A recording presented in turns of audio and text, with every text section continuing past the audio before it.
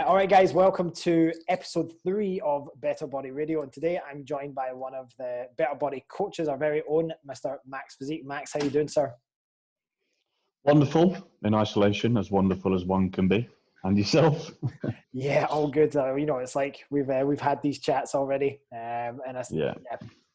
for those that listened to episode 2 with Mark and Emer, they will have obviously shared their experience with it as well. So this is our second episode, guys, in the Meet the Coaches series. So we should have another 2 coming up after this. We are leaving myself and wifey to last, but good to get you on, Max. And just for, I guess the aim of these episodes in general are going to be to direct our audience and to our clients to these episodes. And the reason why we're doing them stacked at the beginning is it's very easy to say, right, go back and listen to the intro so you know what the podcast and the mission is all about, and then go and, listen to each of our coaches ones so you get to know our team a bit better. And, because people are going to resonate with different personalities and different coaches. And so I think that's one of the not only the great things about our team being so varied in our experience and knowledge, but also that we're all kind of we're similar in some ways, but also very different in others. So I think it'll be a good thing to do, refer people back to. Yeah, for sure. Absolutely.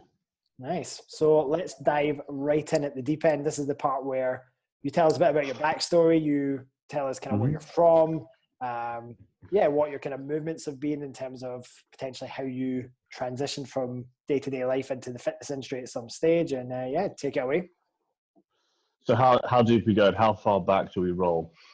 To the womb, or slightly less? Maybe slightly less than the womb, but we'll say like where are you from? Okay, cool. So always a difficult question because my family moved around a lot. So I'll give you a broad overview. So I was born in North Wales, if you can believe it. And then very quickly after that moved to Germany because my dad was military. Then from Germany back to the UK, and then moved around the UK and sort of settled in the Midlands, just outside of Peterborough, a little town called Stamford, where I went to both primary and secondary school. And then following that, finished off my school career there and went up to Leeds. So I went to Leeds Metropolitan Uni. My first choice was Birmingham to do sport and exercise science, but my second choice, which was kind of like a win-win situation for me, was Leeds Met, because both very, very prestigious sporting unis. So I went and did sport and exercise science in Leeds and then stayed there for another 3, where I got into personal training. So actually started in quite a good place for my opinion anyway, as a trainer in the industry on the gym floor. So working in the big box health club, Virgin Active actually, and on Kirkstall Road in Leeds, which was, I think at the time, I don't know if it still is, the biggest footfall per day of clients in the country. So it was very busy. But the reason I think that's a productive way to start your career is because you're forced to go outside your comfort zone and speak to people. So showcase yourself on the gym floor, interact with the members, offer value where you can. And you're always going to get rejection because nobody likes being approached just out the blue. People see this black uniform comes towards you and they're like, what are you trying to sell me? I'm like, genuinely nothing, just want a conversation. Anyways, so from there, I spent 2 years with Virgin. And then I'll stand by this, prematurely left. I was inexperienced in business and it was too early to leave the health club and go and start my own sort of setup. So I went freelance and I worked in a place called Edge Gym in Leeds, which is classed as like an S&C facility on the outskirts. So great gym, but I wasn't in the right state to go into that environment. So, through one reason or another, ended up not doing very well in that. Which is interesting. So what do you think that was down to mainly, do you think? Quite a few personal factors at the time, but mainly because I was just, I think business immature. I just didn't have that ingrained mindset. And as I'll explain in the next couple of minutes, like I was a different person back in Leeds. I'm a stark contrast to who I was back in the UK now. So for me, I was just trying to go into the business world without actually understanding it. So I had no idea what I was doing. I was very complacent at times. I'm just thinking of a story in my head now. It was just at the wrong time in my career, effectively. So I should have stayed at Virgin for maybe another year or so, whilst working on these plans. Anyway, I'll skip over that because it go on forever. So following that, I went from kind of like gaining traction actually in the health club industry, and then just plummeted, and so ended up actually going into sales for Exercise for Less, the big budget gym chain in the north of England. I don't know if it's all over England now. Yeah, it's all over Scotland as so well into now. sales. Yeah, it's interesting, but we won't go down that rabbit hole. So I went into sales, absolutely hated it. It's just not my thing. So then made up the hours on front of house and moved into what they called head PT, which is effectively an unpaid fitness manager position where you keep all of your commission but you don't pay rent, which is pretty good in return for all the hours that you do. So I learned a little bit there, kind of like people skills and fitness business management.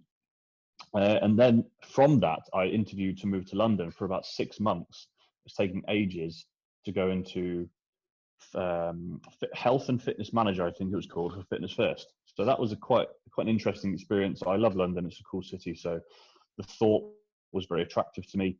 I kept going back and forth, and I started in Brixton. And it was quite funny. I distinctly remember the general manager's like, "Dude, I love you for the role, absolutely brilliant, but you are completely the wrong race." It's like, okay, fair enough. Wow. And he was very open about it. It's like, you will not fit in here because you just won't be able to understand the members and the member base. And they just, anyway. So long story short, got referred from there to Camden. Then they like overqualified, so Camden to Tottenham Court Road and Tottenham Court Road to Clapham. So I just kept going all over the place. Eventually, they were like, "Great, cool, we'll hire you, but not until September." And this was like at the start of summer. It's like, oh God.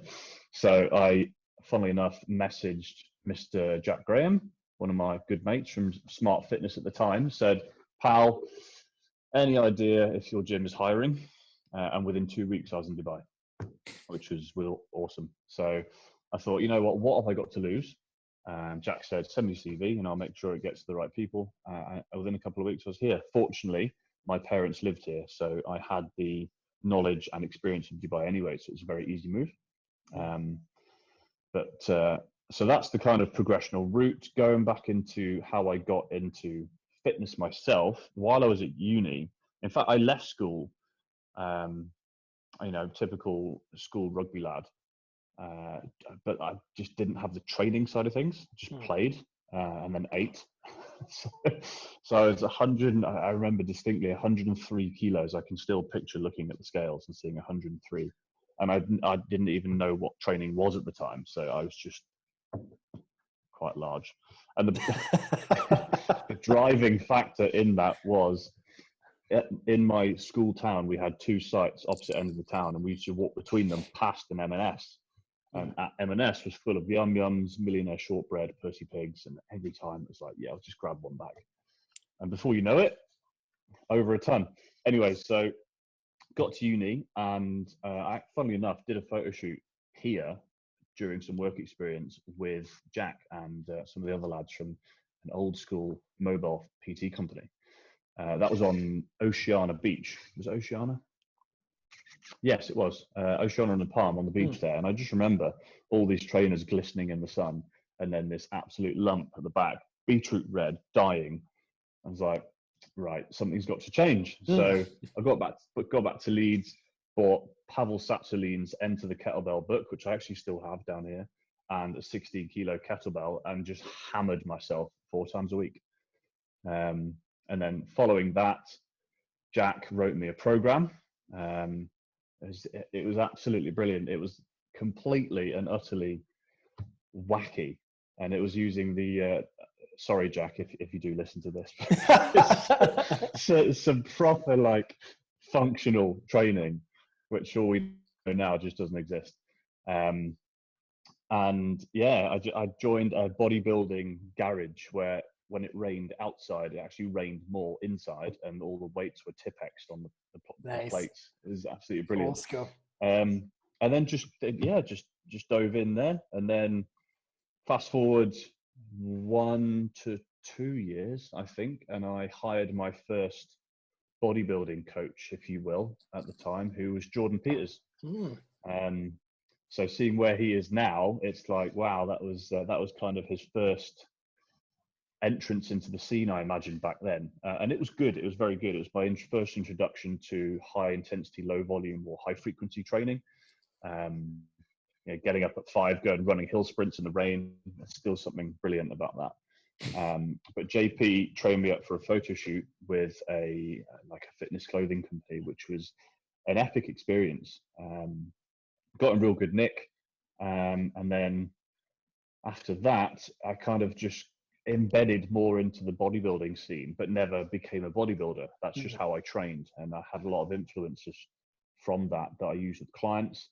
I was a big fan, and still am, of, and that actually came from stimulus from Lane Norton, using his power hypertrophy something program, that his fat training, PHAT, I can't remember what the A stands for. But it was very much high frequency, high intensity, low volume. And I still believe that is very, very effective for a lot of people. And yeah, so from there, through Smart, in fast forwarding to Dubai, Smart, then to leave Smart to go to the DIFC to work at D5, where I learned a hell of a lot, working with a very different clientele to what I had in the past. The more executive types, and that's just a whole nother kettle of fish when it comes to management of everything outside of the gym.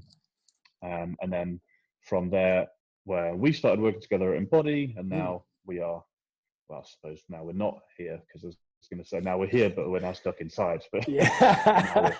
Into the Better Body Collective. So that's my history in a nutshell, I suppose. Nice. No, I think it was a pretty good summary. And it is interesting what you said about I think we all, as personal trainers, and any personal trainers do eventually come back and listen to this, I think we all remember those kind of initial times on the gym floor.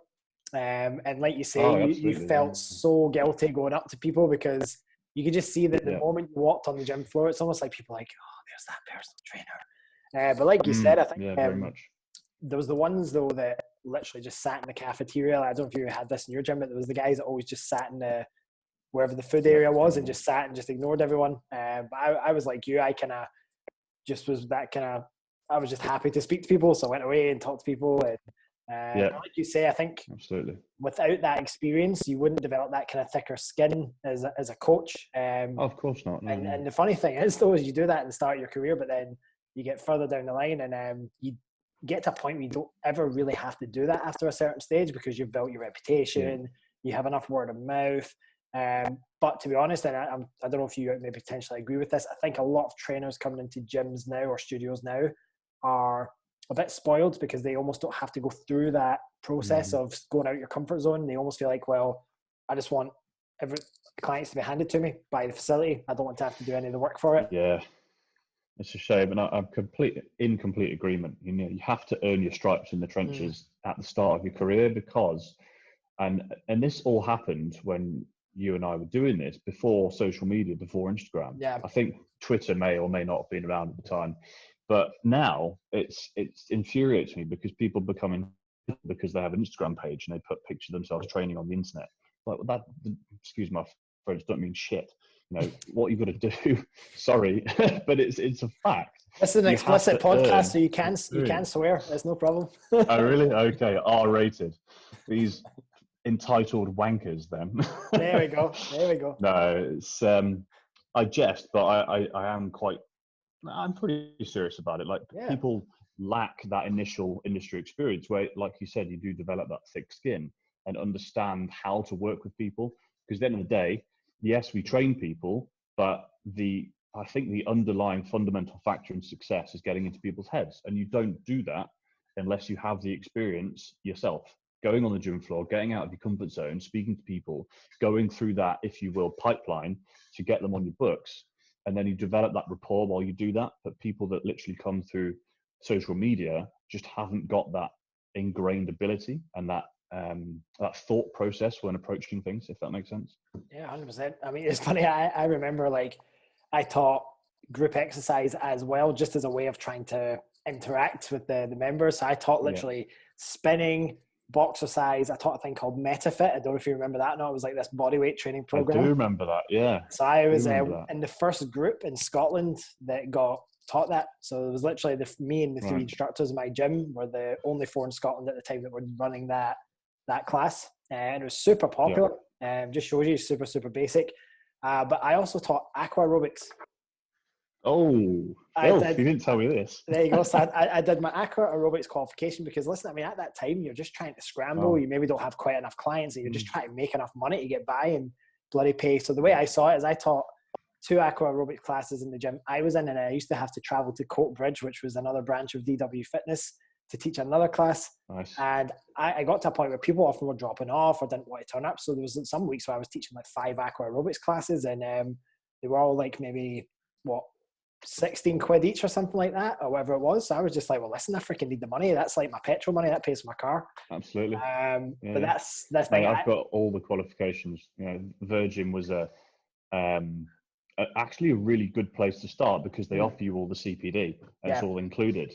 For staff, you don't pay for it. So I did quite a lot of kettlebells because I love kettlebells. But I also did TRX. I did power plates. I remember doing a Viper course. Like, what am I doing? But yeah, you're right. You've got to do as much as you can, I suppose, in the early stages. Definitely. Especially Cool. aqua aerobics. Oh man, the aqua aerobics, that you should have seen these. Amazing.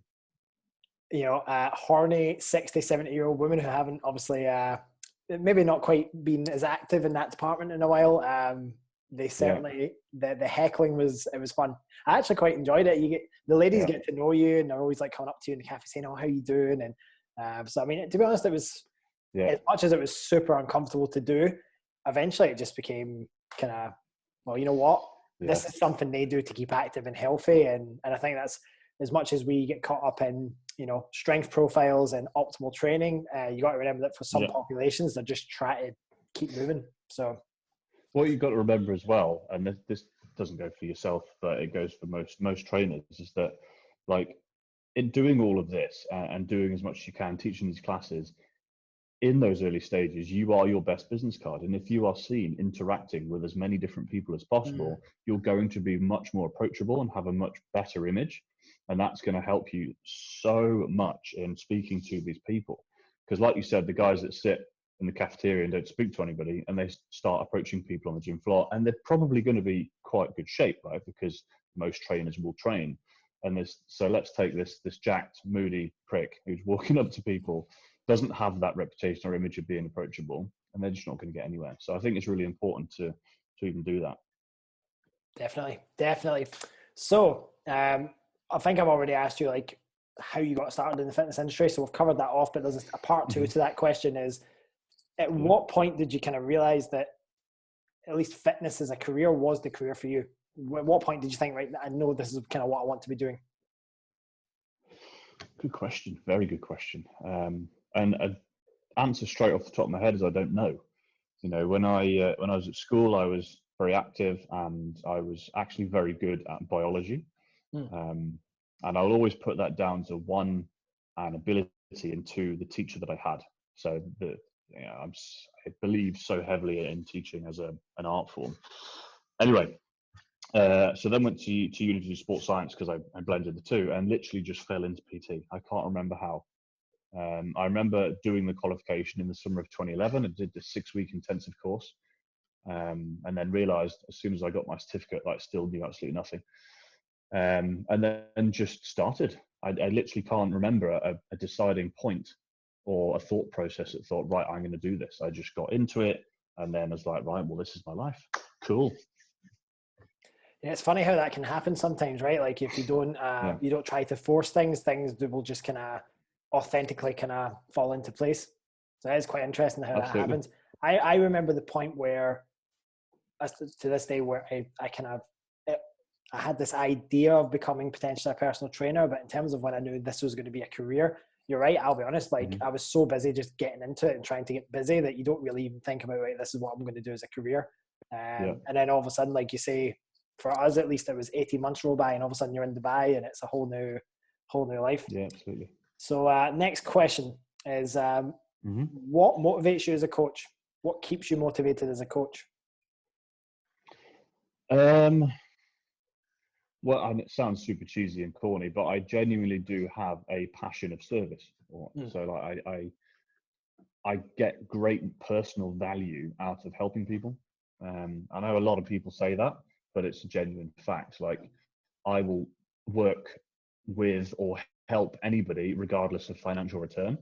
But fortunately, I'm able to monetize that. So that's where my motivation lies. It's kind of an innate thing.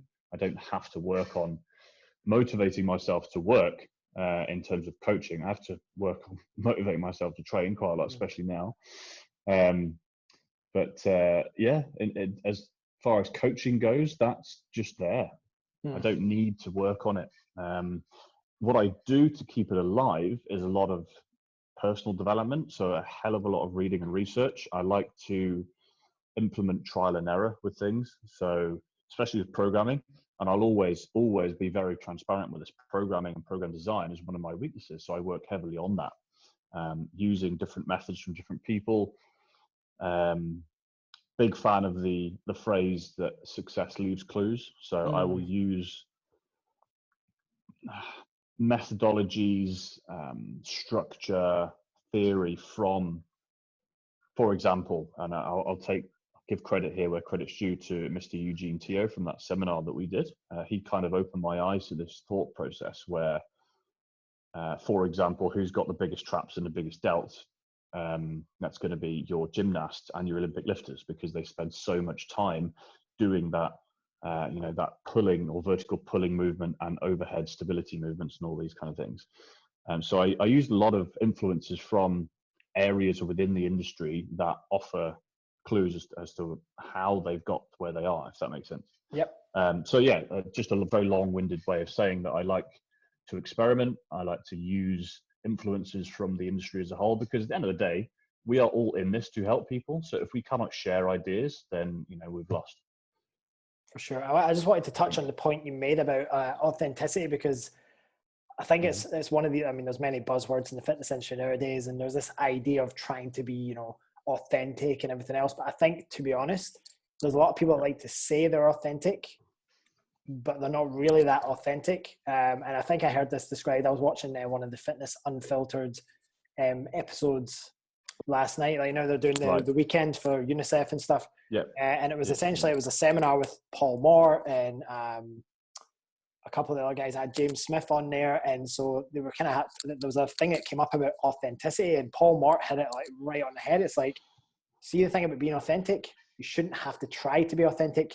It should just be you and who you are. You should be unapologetically you. And I think, at least from what I'm sure you potentially agree, is there's a lot of inauthentic authenticity in the industry, because people are trying to be someone that they think everyone else thinks they should be. Like, they're trying to pigeonhole themselves into I'm this type of coach, or I'm this type of person, or I have to be this certain way. And I think, you and I get on well in this sense about the being able to pull from different parts of the industry, because I had a huge conflict for a long time about being a CrossFit athlete who coached some CrossFit, but I was doing a lot of body composition and bodybuilding type stuff with clients. And I used to get so many comments from other coaches, people like, but are you not this? And people feel such a need to attach a label to what you do versus why can't I just be a coach that has a broad influence of skill sets? Like, what is wrong with that? And so for me, I've always been very resistant against people speaking or communicating with me in that way. And I'm just like, listen, what's wrong with just me being me? I like lots of different shit. Really as simple as that. 100%. And yeah, so it's interesting what you touch on. Right. And I think, to be honest, the client can see through inauthentic coaches. Yeah, for sure. Yeah, absolutely. But it's really, really good when you say end up pigeonholing themselves, because like you say, imitation is so obvious. And if you try and promote the fact that you are within this camp, for example, then it just doesn't look good. There are so many people, again, on the gram, going back to my hate of social media. Sorry, hate's a strong word, severe dislike. There are people that I literally, I know them as a person, and they start spouting almost direct quotes from the likes of Tio, from Joe Bennett, all these kind of influences that they're just literally regurgitating. And I just don't agree with it. if you want to share their knowledge, obviously social media etiquette, give credit where credit is due, all that malarkey. But put your own sort of influence or emphasis on it. Don't just pretend to be somebody that you're not. And I think this is why I really, really agree with the teachings of the muscle nerds after my experience in Sydney. So I, obviously you're aware, but for the listeners, went over and did the pre-course learning and then the 3-day seminar in Sydney with Mr. Lehman, which was just mind melting, Yeah. but a great experience. But they've recently opened their Institute of Physical Culture. Terrible timing, which is unfortunate for them. But the gym that effectively teaches about physical culture, which I think is really important, and being able to draw, because at the end of the day, right, we're manipulating the body and manipulating the brain, and that is literally all we're doing. Training methodologies, labeling X, Y, Z doesn't matter. The body recognizes stress, and different forms, different influences, different stimulus, blah, blah, blah. You can go on forever about that. But again, having that culture where we use just a vast variety of those stressors to elicit a result, and being able to pull from all these places authentically, I think is a very good quality to have, and not try and label it as your own when it clearly belongs to somebody else. If that makes sense. No, 100%. It's funny, like, I don't know if you've seen recently that Dr. Scott Stevenson was on the Muscle Mentors podcast. Yeah. And animal. Yeah. Oh, he's a crazy man, but so intelligent. And I don't know if you've listened to it or not yet, but I'll be interested to see if you see the same thing I saw. But, you know, in a nutshell, he, in a very passive way, kind of called them out a little bit, or look out a little bit on. Really? Okay. Not in like a direct way. Like, they essentially got into talking about different training approaches and styles, and of course they were heavily focused on fortitude and the different methods.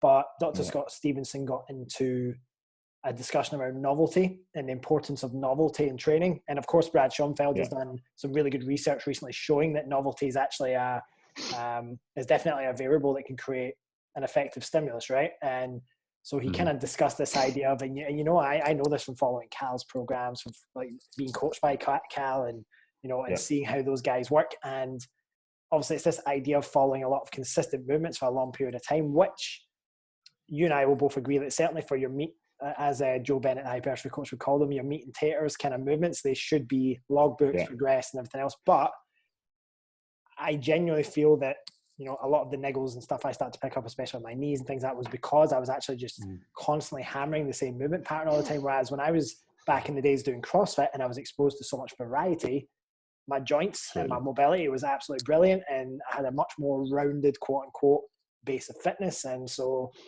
it's even 100% just agree. Taking your own experience and combining that with, well, okay, I've tried the really rigid sticking to one program for 24 weeks type thing, and I just don't know if that works well with my body. My body likes the novelty. And so one thing that I've spoke to Cal about now for when we get back into the gyms is I'd actually quite like for him to run fortitude with me with a bit more variety again, because I respond well to that. Mate, absolutely. Back in the old day when I was in shape. Back then. They're going to think you're 40 years old, Max. I always have this conversation and think, okay, it's getting longer and longer in the past now. When I did my photo shoot prep, which was 2016. Oh, wow. Last time I had ab veins, 2016. Anyway, that's another story. So when I did that, for the first cycle, I think, so I did, in fact, it was 11 weeks, not 12, because my 12th week was a peak week. But did a 11-week program, and the first 2 or 3 weeks were just all over the place. And then I settled with Fortitude because I got Dr. Scott's book, and just hammered myself with Fortitude. And I remember at the time I had Kelvin Garner doing my biosig throughout to make sure that I was progressing and not just ruining myself, because I had no experience. This was all just trial and error. And I actually grew, quote unquote, into the shoot through Fortitude. I remember think at the time I didn't know what steps were, so I just trained in the morning. Trained my clients, did cardiovascular work in the morning, or just any sort of movement. Went home, slept, went back to the gym, trained. So I didn't keep my meat up. But I think my nutrition took care of the fat loss. But my physique was actually coming along week by week through hammering with fortitude. And it was just brilliant because it does give you that flexibility to provide the novel stimulus. And if we think back to our theoretical days talking about the general adaptation syndrome, if you just keep, I firmly believe, if you keep doing the same thing over and over and over again, you're just going to reach that exhaustion phase and get no further benefit from it, bar like furthering that state of inflammation. And if you remember when, I think it was, so when I was doing my training with Raw S&C, when you and I were at Embody, it was a solid 9 months of doing the same main lifts, which were, because I can't back squat still gives me issues. Front squat, conventional deadlift, but it did change for a week or so, and bench press. All barbell lifts. They didn't change for 9 months, but everything else varied by week. So every single week for 9 months straight, I had a different program, bar the loading for the main 3 lifts. And my physique had never been better. You know, obviously I was smashing down 3,000 plus calories a day. So in terms of being shredded, I wasn't quite there. But my fitness had never been better. My weight got up to 97 kilos, and I always have a very hard time gaining weight. And what else? Injury free, literally. My joints were great, no niggles whatsoever. My shoulder cleared up, so you remember this, but I can hardly bench press 80, 90 kilos without pain. Dumbbells are a lot better, but with bench that cleared up. And I hit 120 on an incline 1RM, which I was quite happy with. Was it 130? I can't remember. But anyway, long story short, I think that variety is incredibly important. And like you said, the novel stimulus is just underrated and so heavily misused, I think. Big time. That was I hope the people listening to this will enjoy the tangents we went down there, because I think that was some quite interesting stuff we touched on. 40 minutes of tangents. we could talk about this type of stuff all day, but what about this and what about this? Yeah, exactly. But let's try and see if we can round some things out. So before we get into the closing part, sure. one final question. If you had to summarize what you specialize in helping people with, what would you say it is? You were to give almost like a 1 minute elevator pitch version.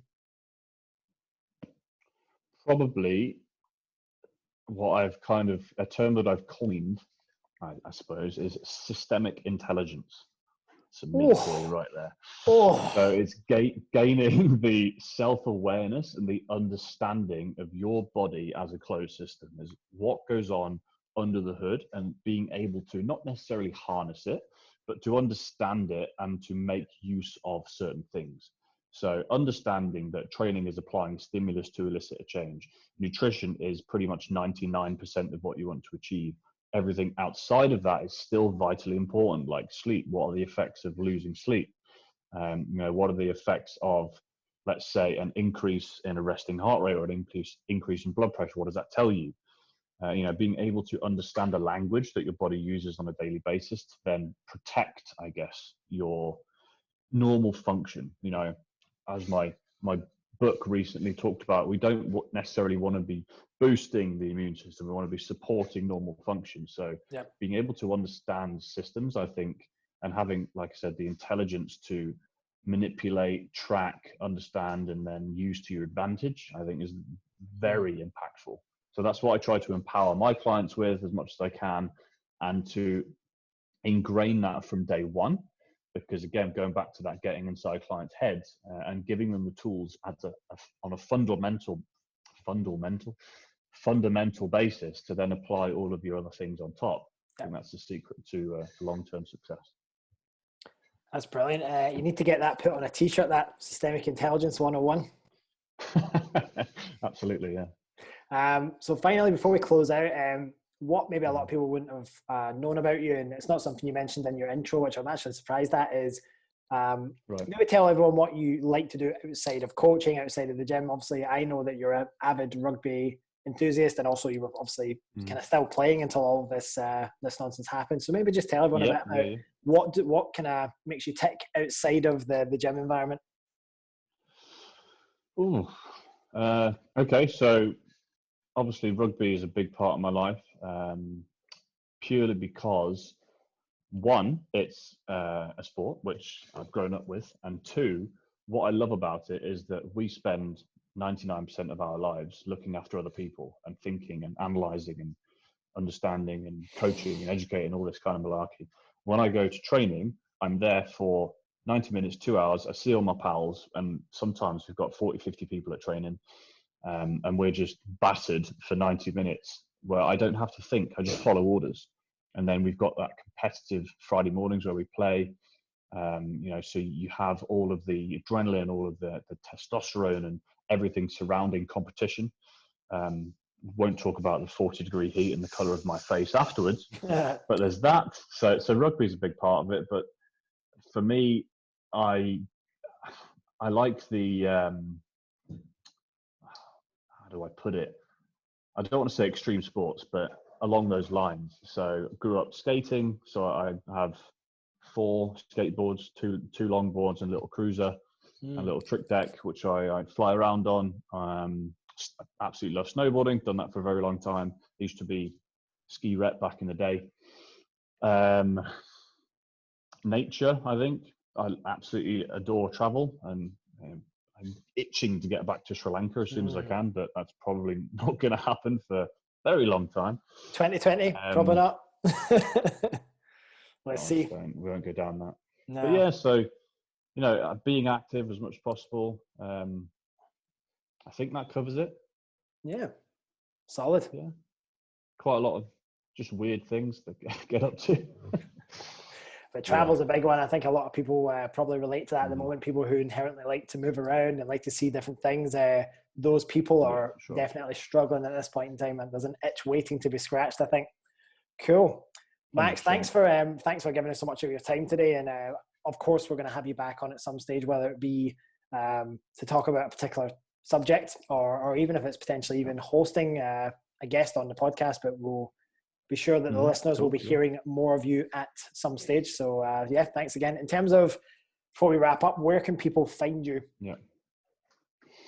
Okay, so although I was talking shit about social media, I do have an Instagram page, which is Max Physick Coaching, which I do use, not as frequently as I probably should. I am going to start writing. I do have a Medium account, so I'll be doing some of that. And then I have my own brand on the side called Source Health. So that it doesn't have any social media presence at the minute, but there is a website. But yeah, mainly just my Instagram page. That's where I'll be as interactive as possible. Awesome. So yeah, guys, definitely go check out Max. If you go to Max's social media account, you click the link on his bio, you'll be able to see kind of most of the stuff that he does. You'll be able to apply for coaching with him through the Better Body Collective, but you'll also be able to check out his Source Optimization, or Source Health, I guess is what you're calling it, right? You'll be able to check out that website, which I know from just seeing some of the Insta stories, you've been putting a fair bit of time into getting that off the ground. So, Jesus, don't go into web design ever. Yeah, I've been down that road, and I'm haunted by it, so I'm not gonna touch it again. Guys, thanks so much for coming and listening. Just be sure as well, we are a young podcast, and as we grow, we will be getting more expert speakers on, as well as, of course, our very talented team also delivering some good value content. And so the best thing you could do to support us would be get on Apple iTunes, leave us a 5-star review, leave us a few comments on how you thought this episode went, or even in future episodes, if there's anything that resonated at all with you or that made that kind of light bulb go off, please do reach out and let us know, or even just direct message us on social media as well. Max, thanks again, and we'll catch up soon, buddy. Pleasure.